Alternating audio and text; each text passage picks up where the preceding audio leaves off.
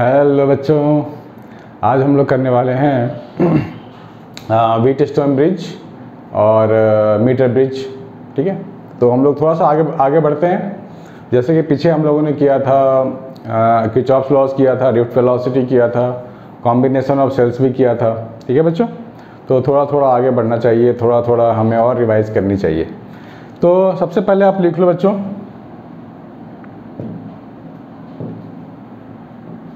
Wheatstone bridge. Wheatstone bridge. तो बच्चों Wheatstone bridge में हमारे को एक कंडीशन देखनी है कि पर्टिकुलर रेजिस्टेंस में कोई करंट ना जाए, तो उसके लिए क्या कंडीशन होता है। सबसे पहले डायग्राम देखना पड़ेगा हमारे को। डायग्राम में हमारे को क्या मिलता है, एक रेजिस्टेंस है ऐसा, एक है ऐसा। आपको यहाँ अरेंजमेंट पे ध्यान देना है, दिस वन, और बीच में लगाते हैं गैल्वानोमीटर, और ये है battery, source of current. Resistance का नाम दे दो आप R1, R2, R3, R4, ये लिख सकते हैं हम लोग। तो इस डायग्राम को पहले ड्रॉ कर लो आप। यहां से करंट ऐसे निकलेगा I, दिस वन। करंट यहां से निकलेगा, तो सबसे पहला काम होता है करंट को डिस्ट्रीब्यूट करना किसी भी सर्किट में। तो डिस्ट्रीब्यूट करेंगे तो मान लो यहाँ गया होगा I1, यहाँ गया होगा I माइनस I1, फिर करंट यहाँ जाएगा तो ये डिस्ट्रीब्यूट हो जाएगा कुछ इधर और कुछ इधर, क्योंकि दो रास्ते हैं। तो यहाँ मान लेते हैं I2 गया होगा तो यहाँ जाएगा I1 माइनस I2, फिर ये दोनों यहाँ पे ऐड हो जाएंगे, यहाँ ऐड हो जाएंगे, और इधर जाएगा I माइनस I2, फिर ये दोनों यहाँ पे ऐड हो जाएंगे और I वापस, ऐसा।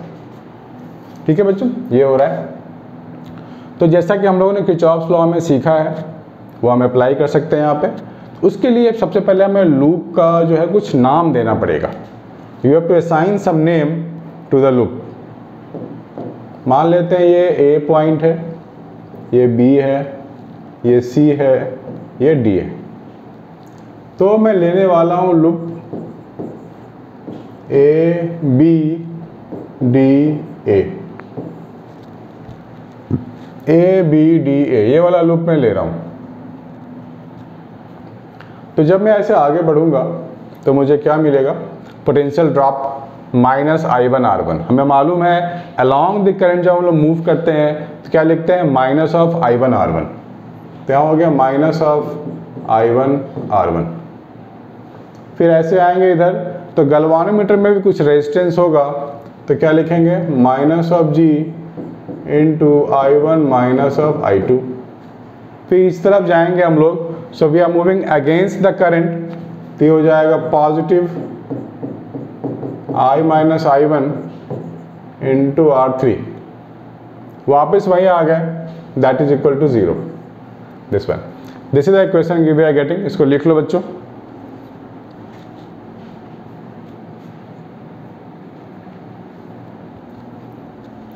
तो ये जो इक्वेशन आया है ये किरचॉफ्स लॉ के अकॉर्डिंग आया है। आपको किरचॉफ्स लॉ आनी चाहिए बच्चों, अदरवाइज प्रॉब्लम हो जाएगी। अब मैं ऐसे ले रहा हूँ B C D B, ये वाला लूप, तो मैं लिखूंगा माइनस I2 R2, ये इसमें जाएंगे तो plus I minus I2 into R4 plus I1 minus I2 into capital G is equal to 0। दो इक्वेशन लिख लिए हम लोगों ने। अब यहाँ पे कंडीशन क्या है, कंडीशन ये है कि हमारे पास अरेंजमेंट ऑफ रेजिस्टेंस कैसा हो कि इस बीच वाले में गैल्वानोमीटर में डिफ्लेक्शन 0 आ जाए, मतलब करंट इसमें 0 हो जाए। इसके लिए काम करना है मुझे। तो इसमें करंट 0 हो जाए, इसका मतलब हो गया कि I1 minus I2 must be equal to 0। तो मैं लिखूंगा I1 minus I2 is equal to 0। तो इससे मुझे क्या मिलने वाला है, I1 is equal to I2 मिल जाएगा मुझे। ठीक है, तो इस वाले सर्किट में ये तो पूरा 0 हो गया, और जहाँ जहाँ I2 है वहाँ मैं I1 डाल दूंगा। यहाँ तो I2 है ही नहीं, तो I1 के टर्म में रहने देते हैं, और माइनस I1 R1 को मैं राइट साइड ले जाऊंगा। तो मुझे मिल जाएगा I minus I1 into R3 is equal to I1 R1, equation 1। अब मैं इस इक्वेशन की बात करूं तो इसको तो फिर से 0 लिखेंगे तो पूरा 0 हो जाएगा, और जहाँ I2 है वहाँ मैं I1 डाल दूंगा, तो यहाँ भी I1 आ गया, इसको मैं इस साइड ले जाऊंगा। तो मुझे मिल जाएगा I1 R2 और I minus I1 into R4, this is equation 2। ठीक है, बड़ा आसान है। अब इसको डिवाइड कर देते हैं, डिवाइड 1/2, 1 डिवाइड बाई 2, तो ये हो जाएगा R3 upon R4 is equal to R1 upon R2। ठीक है, R1 upon R2 is equal to R3 upon R4। अगर ये वाला रेशियो हमारे को सेटिस्फाइड है, ऐसा कुछ रेशियो मिलता है, दैट मीन्स बीच वाले में कोई करंट नहीं जाएगा। This is called Wheatstone bridge principle. इसको नोट कर लो बच्चों प्लीज।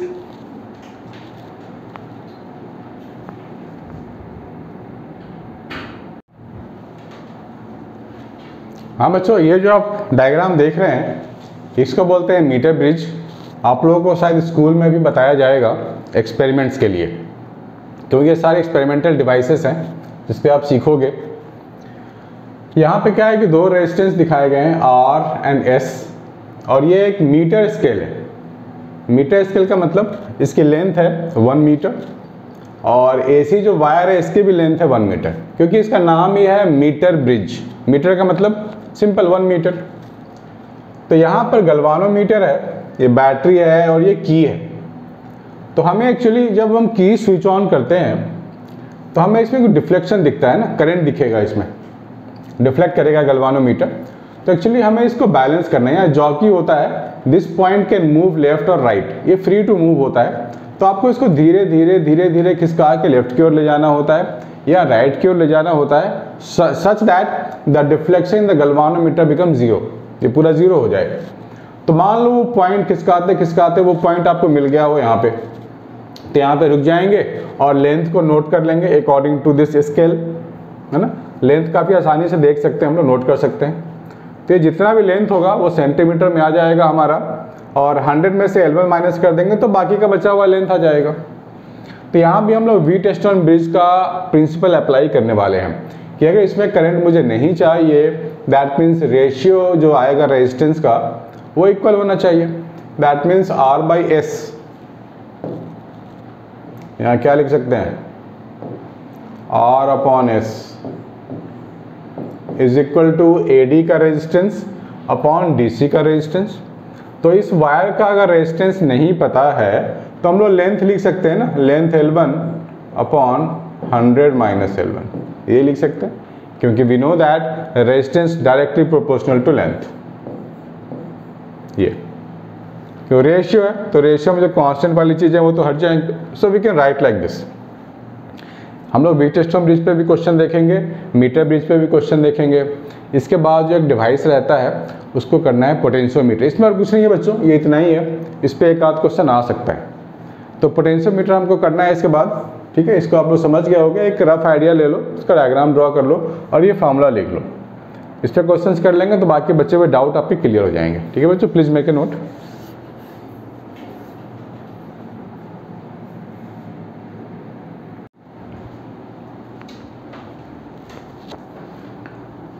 हाँ बच्चों, आगे हमारे को करना है पोटेंशियोमीटर।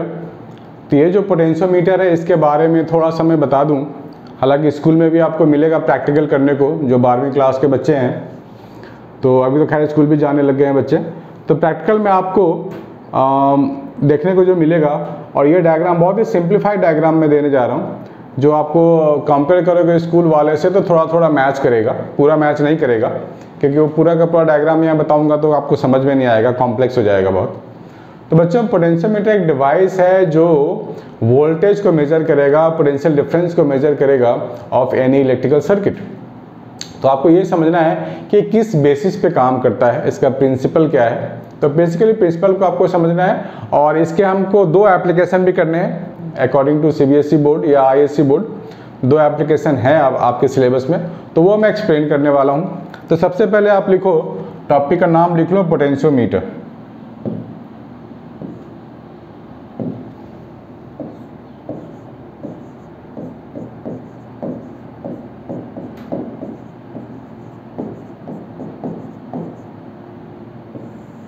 ठीक है, पोटेंशियोमीटर हो गया है। तो बच्चों इसका जो सिंप्लीफाइड डायग्राम है वो भी मैं बताऊंगा, लेकिन सबसे पहले आपको लिखना पड़ेगा ये डिवाइस है क्या। It is used to major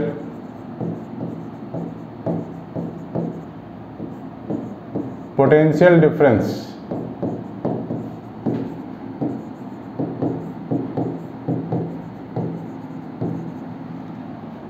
between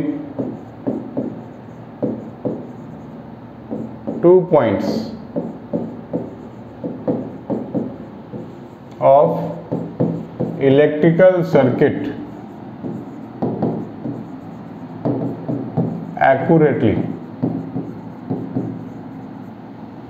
ठीक है बच्चों, अब सवाल ये उठता है कि हमारे पास वोल्ट मीटर तो जब था ही, तो इसकी क्या जरूरत पड़ गई, और ये जब था तो वोल्ट मीटर की ज़रूरत क्यों है। तो बच्चों इसकी खासियत ये है कि ये छोटे से छोटे वोल्टेज को भी मेज़र कर लेता है। वोल्ट मीटर को थोड़ा सा बड़ा रेंज चाहिए, उसका रेंज बड़ा है, छोटे वैल्यूज़ को वो छोड़ देता है। तो ये ज़्यादा एक्यूरेसी भी दिखाता है। हालांकि थोड़ा सा कॉम्प्लेक्स इसका वो जो सेटअप है कॉम्प्लेक्स है, लेकिन ये दिखाता है accurate value as compare to voltmeter. तो आइए देखते हैं इसका प्रिंसिपल क्या है।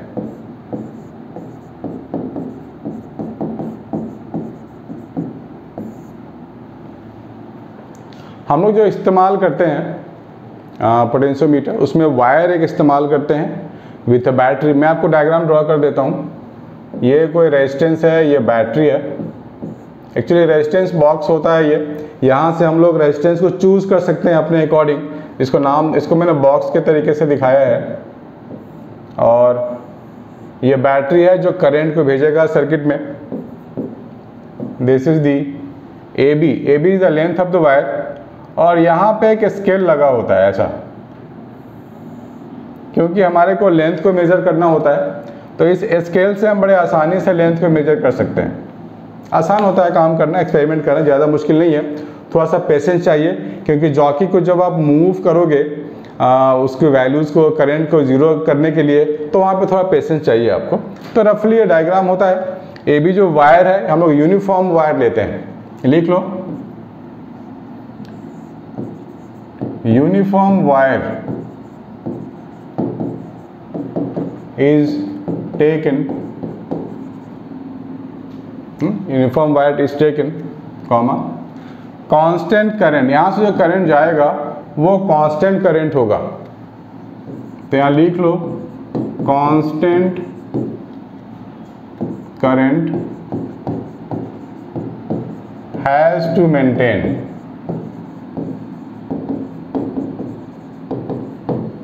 और जिस हम एक्सपेरिमेंटल कंडीशन में काम कर रहे हैं, वहाँ के टेम्परेचर भी कांस्टेंट होनी चाहिए।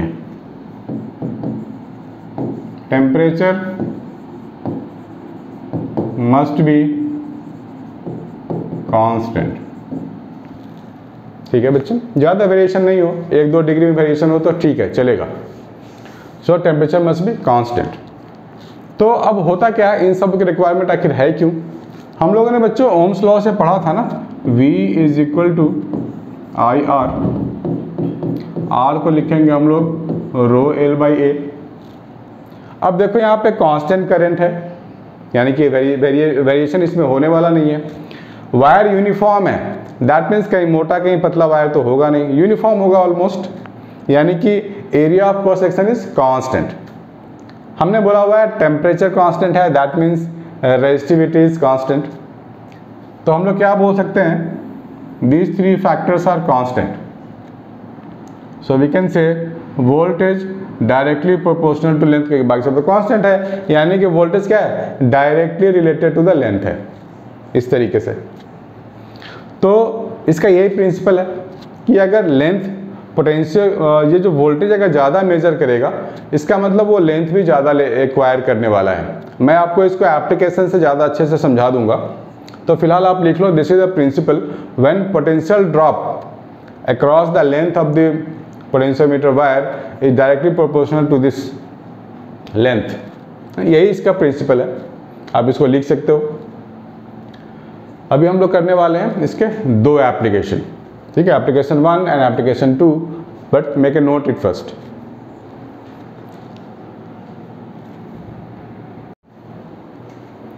अब देखते हैं बच्चों इसके एप्लीकेशन, होपफुली आप लोगों ने ये नोट कर लिया होगा।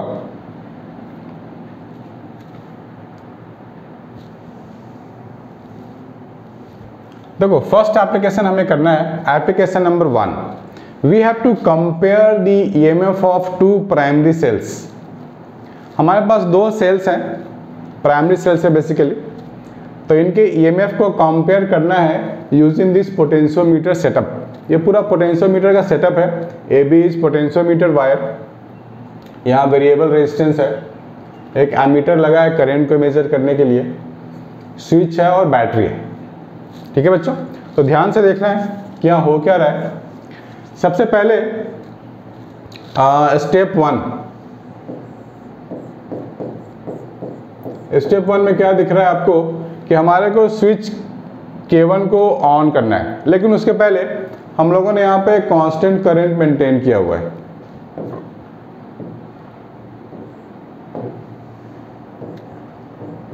कांस्टेंट करंट इसमें जा रहा है, इधर नहीं आ रहा है, इसमें जा रहा है, क्योंकि सर्किट अभी ब्रोकन है। इधर का स्विच ऑफ है, स्विच ऑन होगा तो करंट इधर आ सकता था। तो करंट यहाँ पर कांस्टेंट करंट इज मेंटेन। तो अब उसके बाद हमें सबसे पहले स्विच K1 को ऑन करना है। ऑन करेंगे तो ये EMF E1 वाला जो बैटरी है, it is in this potentiometer circuit के साथ ही जुड़ गया। तो अब हम लोग क्या करेंगे, जॉकी को मूव करेंगे such that the current in this galvanometer become 0, क्योंकि जैसे हमने स्विच ऑन किया ना, करंट इधर भी तो आने लगा, लेकिन हमें इसमें करंट नहीं चाहिए। हम लोग इसको जॉकी को लेफ्ट या राइट की ओर मूव करेंगे such that we get 0 deflection in galvanometer. मान लेते हैं J1 पे हमारा डिफ्लेक्शन आ गया 0, यहाँ रुक जाएंगे हम लोग, क्योंकि पॉइंट तो मूव करने वाला है। यहाँ रुक जाएंगे क्योंकि हमें यहाँ 0 मिल गया है। लेंथ को नोट डाउन कर लिया, दिस लेंथ इज L1। सो ये EMF E1 के लिए बैलेंसिंग पॉइंट आ गया है। तो हम लोग का प्रिंसिपल क्या था, प्रिंसिपल यही था ना, voltage directly proportional to length. तो मैं E1 के लिए लिख सकता हूँ, क्या लिख सकता हूँ, E1 is equal to KL1, ये लिख सकते हैं अकॉर्डिंग टू दिस प्रिंसिपल। उसके बाद हमने K1 को ऑफ कर दिया, K2 को ऑन कर दिया। इससे क्या होगा, ये जो बैटरी EMF E1 है ये सर्किट से हट चुका है और E1 की जगह E2 इस सर्किट में पोटेंशियोमीटर से आके जुड़ गया। फिर से वही काम करेंगे, जॉकी को स्लाइड करेंगे आगे पीछे और देखेंगे कहाँ पर मुझे 0 डिफ्लेक्शन मिल रहा है। तो वो 0 डिफ्लेक्शन मेरे को J2 पे मिल गया। मैं इसको हिलाते हुए यहाँ तक ले आया, J2 पे मैंने देखा कि यहाँ पर गैल्वानोमीटर का डिफ्लेक्शन 0 है, तो यहाँ मैं रुक गया और इस लेंथ को नोट डाउन कर लिया, दिस लेंथ इज L2। तो मैं क्या लिखूंगा, E2 is equal to KL2, this one. ठीक है बच्चों, तो उसके बाद इसको डिवाइड कर देंगे और लिखेंगे E1 by E2 is equal to L1 by L2। ठीक है, यही इसका पूरा वर्किंग है। इसको सिर्फ समझना है बच्चों, आप खुद से लिख सकते हो। ठीक है, इसको कोई बुक की लैंग्वेज लिखने की जरूरत नहीं है, अपनी लैंग्वेज में आप लिख सकते हो। सो आप वीडियोस को बार बार देख लो, पॉज करके देख लो और उसको समझने की कोशिश करो और उसको नोट डाउन कर लो। This is the way to complete this. दूसरा एप्लीकेशन है, बस ये कंपेयर ही करना था, रेशियो निकालना था, क्योंकि L1 L2 is a known quantity L1 L2 यहाँ स्केल लगा होता है, मैंने आपको बताया था, काफ़ी आसानी से नोट डाउन कर लेते हैं। ठीक है, इसमें और कुछ भी नहीं है बच्चों। तो डायग्राम आपको आनी चाहिए और इसमें क्या वर्किंग हो रहा है आपको खुद से लिखनी है, किसी नोट्स की ज़रूरत नहीं है आपको, आप समझ गए हो, खुद से लिखना है, दैट्स इट। इसको नोट कर लो बच्चों।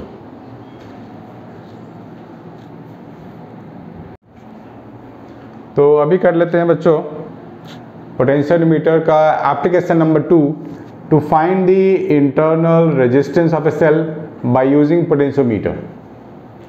तो डायग्राम खुद से भी ड्रॉ कर सकते हैं बच्चों, it's not a big deal. ये रेजिस्टेंस बॉक्स है, इसके साथ एक ईएमएफ वाली बैटरी ई है और एक वायर आप ऐसे बना लो लंबी सी, और यहाँ पे एक स्मॉल रेजिस्टेंस, एक बैटरी E1, इसको E नाम दे दो, और यहाँ पे एक स्विच होगा K1 और इसके साथ एक कैपिटल R की रेजिस्टेंस है, this is K2, this is galvanometer. ठीक है, ये AB वायर है। तो इस डायग्राम की आपको प्रैक्टिस होनी चाहिए, अगर सब्जेक्टिव क्वेश्चन आते हैं तो आपको खुद से ड्रॉ करने पड़ेंगे डायग्राम। ये पोटेंशियोमीटर हो गया, ये बैटरी है जिसकी इंटरनल रेजिस्टेंस में मेरे को फाइंड करनी है। ठीक है, तो सबसे पहले वही काम करेंगे, maintain the constant current in the potentiometer, step 1, बार बार वही है। उसके बाद हमारे को स्विच K1 को ऑन करना है। आप ध्यान से सुनना बच्चों, आपको समझना है, आप खुद से लिख सकते हो, बड़ा इजी है। स्टेप 1 में आपको स्विच K1 को क्लोज करना है और K2 अभी क्लोज नहीं है, K2 ऑफ है, ये ऑन ये ऑफ। तो जब ये ऑन हो जाएगा तो ये जो EMF वाला सर्किट है ये पोटेंशियोमीटर के साथ जुड़ गया।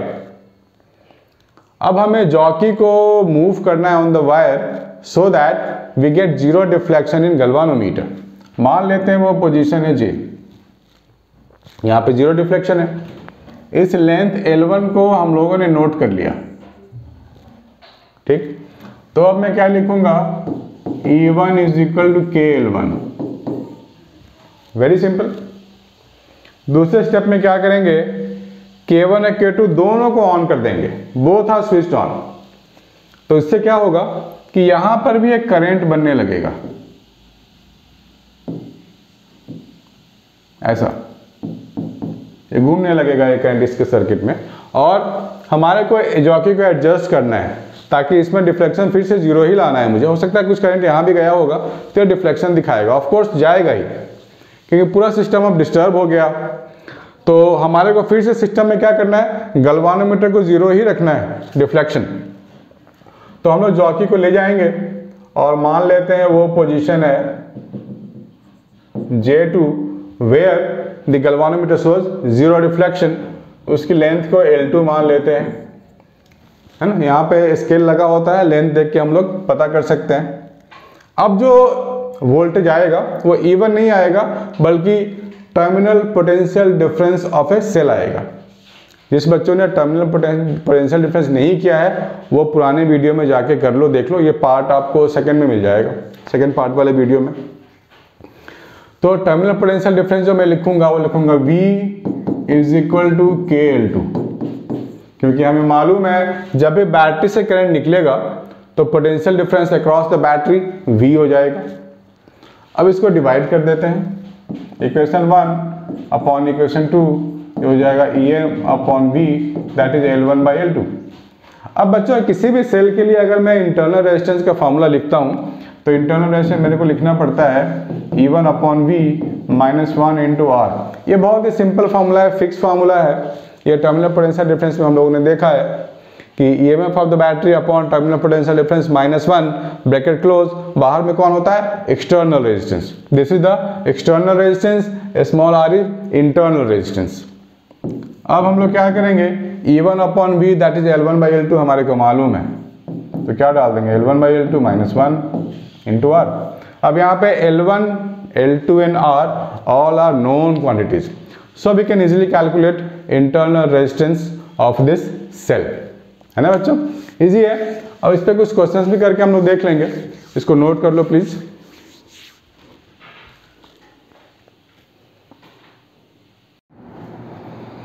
हाँ बच्चों, ये पोटेंशियोमीटर का क्वेश्चन है जो ऑल इंडिया 2015 में आ चुका है।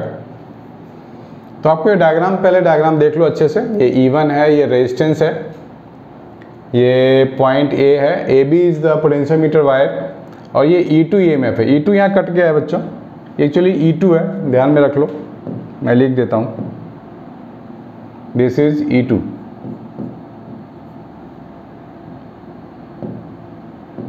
ठीक है। In the circuit diagram shown AB is a uniform wire of resistance 15 ohm. AB की जो रेजिस्टेंस है 15 ओम गिवन है, लेंथ 1 मीटर है, connected to cell EMF 2 volt, इसकी वैल्यू 2 वोल्ट गिवन है। दिस इज योर 2 वोल्ट, और E2 की value given है 75 मिली वोल्ट, 75/1000 वोल्ट ये, और ये 30 सेंटीमीटर गिवन है। Calculate the value of the resistance R। The balance point, देखो यहाँ balance point with another cell E2, E2 के लिए बैलेंस पॉइंट है ये। दैट मीन्स बैलेंस पॉइंट का मतलब हो गया गैल्वानोमीटर में कोई करंट नहीं है। तो E2 के लिए बैलेंसिंग लाइन 30 है, तो मैं क्या लिख सकता हूँ, E2 is equal to K into 0.3 metre. लिखना चाहिए, मीटर में लिखना चाहिए। E2 की वैल्यू गिवन है 75/1000।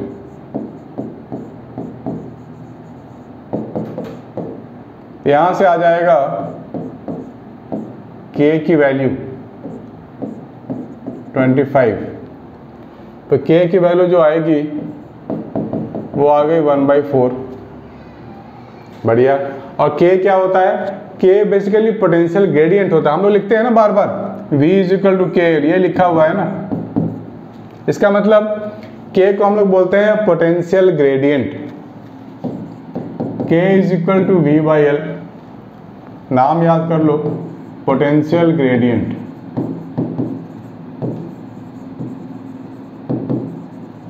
ये, और ये AB के लिए होता है बेसिकली, मतलब मैं ये भी लिख सकता हूँ K is equal to VAB upon length AB। So K हमारे पास 1/4 है, VAB हमें पता नहीं है, लेंथ AB मालूम है मुझे।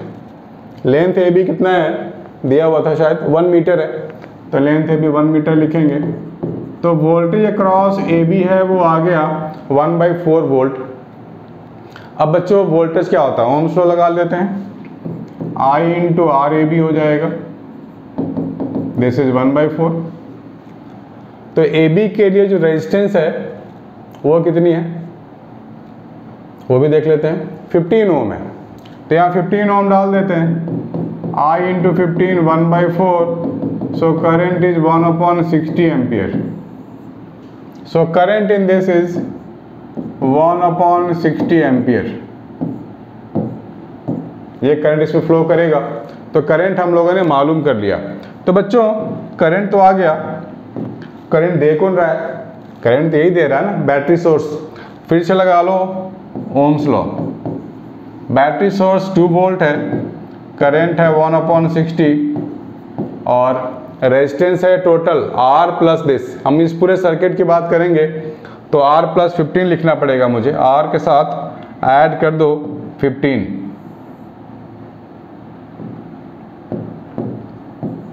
R प्लस 15 ओम। तो यहाँ से निकल के आ जाएगा R plus 15 is equal to 120, ये हो गया 105 ओम। ठीक है, इजी है ना, 105 ओम आ गया। तो इसको नोट कर लो बच्चों। फिर दूसरा क्वेश्चन भी कर लेते हैं। हमारे पास ये क्वेश्चन गिवन है, पहले इसको पढ़ लो अच्छे से, डायग्राम देख लो। डायग्राम में एक्चुअली थोड़ा सा एक मिसिंग पॉइंट है, वो मैं आपको नोट करा दूं। This is your E1 and this battery is E2। E1 E2 है, इसके ऊपर भी E1 E2 है, दोनों ही मतलब सेम बैटरी है, दो अरेंजमेंट दिखाया गया है। बैटरी का कनेक्शन आप ध्यान से देखो, ये बिल्कुल सेम वे में कनेक्टेड है, प्लस माइनस प्लस माइनस। ये ऑपोजिटली कनेक्टेड है, प्लस माइनस माइनस प्लस, इसका आपको ध्यान रखना पड़ेगा बच्चों, बारीकी से देखना पड़ेगा, एग्जाम में बहुत सारे बच्चे मिस कर देते हैं। तो यहाँ पर क्या हो रहा है, a long potentiometer wire AB having a constant potential gradient along its length. The null point for the two primary cells E1 A2 connected in the manner as shown. Distance of 120 and 300. यहाँ दो arrangement है, एक के लिए 120 length, देखो यहाँ दो बार jockey का पोजीशन दिखाया गया है, और ये बड़ा वाला है, जो बड़ा लेंथ होगा ऑफ कोर्स वो 300 वाला लेंगे हम लोग। ये जो बड़ा वाला लेंथ है यहाँ से यहाँ तक वो 300 है, यहाँ से यहाँ तक वो किसके लिए है, ऊपर वाले अरेंजमेंट के लिए है। तो मैं लिख सकता हूँ E1 plus E2 is equal to K into 3 metre. क्योंकि जब बैटरी, मैंने बताया था आपको पहले वीडियोस में कि बैटरी सेम वे में कनेक्टेड हो तो EMF आर एडेड, लेकिन बैटरी ऑपोजिटली कनेक्टेड हो तो उनका हमको डिफरेंस लेना पड़ता है। So E1 minus E2 K into 1.2 metre. ये आ गया दो इक्वेशंस, इसको सॉल्व कर लेते हैं तो हमारे को E1 E2 आ सकता है, इसको डिवाइड कर लेते हैं, सीधी सी बात है। तो E1 plus E2 upon E1 minus of E2, ये हो जाएगा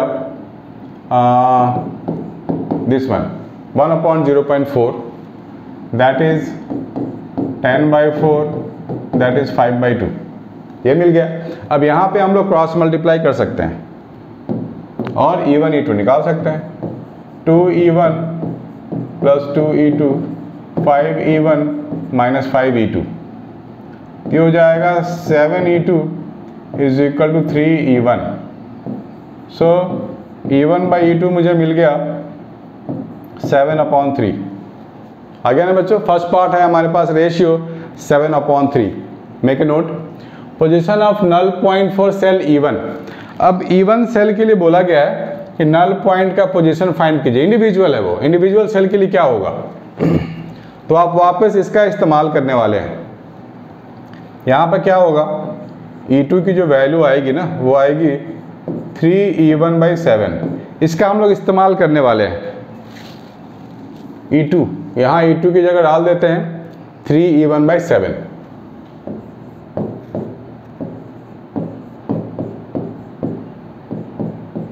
K इंटू 1.2, ये आ गया हमारे पास, ये हो जाएगा 4E1/7 is equal to K into 1.2। So E1 is K, ये काट दो ना 0.3, तो ये मेरे को आ गया, यहाँ पे काट के मुझे मिल रहा है 2.1। सो EMF E है, K पोटेंशियल ग्रेडियंट है, बाकी जो बचा वो लेंथ है। सो बैलेंसिंग लेंथ हम लोग बोल सकते हैं 2.1 मीटर है ना। इजी है बच्चों, ये 2012 में आ चुका है।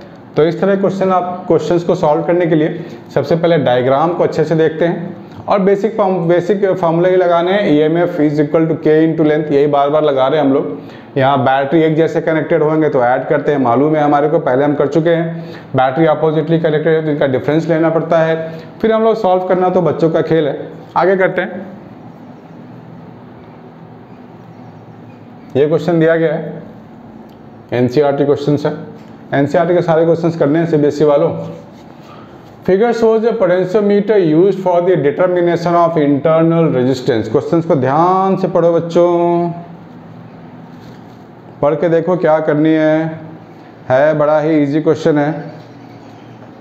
क्वेश्चन को समझने की देरी है, समझ जाओगे तो हो जाएंगे।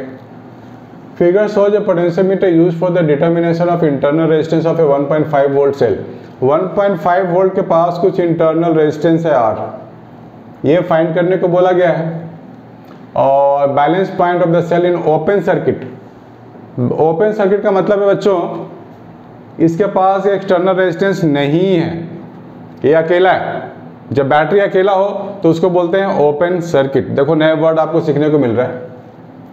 When a resistor of 9.5 ohm is used in the external circuit, जब 9.5 ohm यूज होगा तो बैलेंस पॉइंट शिफ्ट टू 64.8, तो दूसरा बैलेंसिंग लेंथ मुझे मालूम हो गया। सो मैं लिख सकता हूँ L1 76.3 सेंटीमीटर, L2 है 64.8 सेंटीमीटर। तो इंटरनल रेजिस्टेंस के लिए हम लोगों ने फॉर्मूला देख चुके हैं, R is equal to L1/L2 -1 into R. Straight away apply कर सकते हैं, हम लोगों ने फॉर्मूला किया हुआ है। L1 मालूम है, L2 भी मालूम है, और ये जो एक्सटर्नल रेजिस्टेंस है वो 9.5 ओम है, ये भी मालूम है। से put the value, get the answer, है ना, इजी। बस आंसर ही लाना और कुछ नहीं करना है बच्चों। ये करके देखते हैं। Metre bridge shown in the figure, the balance point is found to be 40 centimeter from A। ये 40 centimeter from A है। If 10 ohm is connected in series with R। अच्छा, दूसरा डायग्राम भी है इसका, जब R के साथ 10 ohm होगा तो। चलो पहले वाला कर लेते हैं। 40 centimeter from A, ये 40 है, तो ऑफ कोर्स ये 60 हो जाएगा। तो we can write R upon S is equal to 40 upon 60, यानी कि 2/3, यानी कि R मुझे मिल जाएगा 2s/3। तो पहले इंफॉर्मेशन से ये मुझे मिला है, if a resistance of 10 ohm is connected in series with R। यहाँ पे 10 ओम अगर मैं लगा दूँ R के साथ, तो मुझे क्या मिलेगा? ये हो जाएगा R + 10, ठीक है। तो ये हो जाएगा S। अब ये बैलेंसिंग लेंथ 60 सेंटीमीटर हो गया। अब ये अगर 60 हो जाएगा तो इधर वाला 40 हो जाएगा। तो क्या लिख सकते हैं? R + 10 divide by S is equal to 60 upon 40, यानी 3/2। तो R की जगह मैं लिखूंगा 2s/3, R की जगह 2s/3 plus 10/S is equal to 3/2। ये वाला क्रॉस मल्टीप्लाई कर देते हैं, ये हो जाएगा 4s/3 plus 20 is equal to 3s। तो 20 is equal to 3s minus 4s/3, तो ये हो जाएगा 69 5s। सो s यहाँ पे आ जाएगा 12 ओम, ठीक है। s की वैल्यू आप यहाँ 12 डाल दो। सो 2 इंटू 12 अपॉन 3, ये आ गया 8 ओम। R आपको मिल गया 8 ओम, है ना बच्चों, इजी, बढ़िया है, बहुत इजी है। इसको प्लीज मेक ए नोट।